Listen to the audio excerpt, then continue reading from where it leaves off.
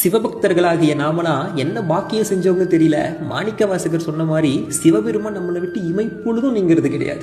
எப்பயுமே ஒரு உறவு நம்ம கூட இருக்கிற மாதிரியே இருக்கும். ஒரு நொடி கூட நம்ம தனியா இருக்கோம் அப்படிங்கிற ஒரு எண்ணமே வராது. நமக்கு தோணும், நீ என்ன ஆட்கொள்ற முன்னாடி தைரியம் இல்லாம, தன்னம்பிக்கை இல்லாம, வாழ்க்கையை பத்தின புரிதல் இல்லாம இருந்தேன். ஆனா நீ வந்த அப்புறம் எல்லாமே தலைகீழா மாறிடுச்சு. ஏன்னா எனக்குள்ள இருந்து எனக்கு தைரியமும் தன்னம்பிக்கையும் நீ தந்துகிட்டு இருக்க. வாழ்க்கைக்கான பாடத்தை அழகா கத்து தந்துகிட்டு இருக்கிற. வேற என்ன எனக்கு வேணும்? நான் தூங்குற நேரப்ப கூட என்னை பாதுகாக்க நீ இருக்க.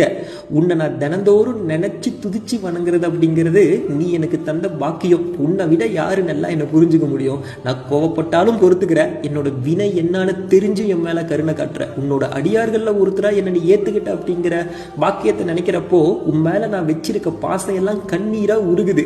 உன் காலை தொட்டு வணங்கி திருநீர் பூசுறப்ப வரக்கூடிய தைரியம் யாராலையும் எனக்கு தர முடியாது. நீதான்ப்பா எனக்கு எல்லாம். எப்பயுமே உன் கால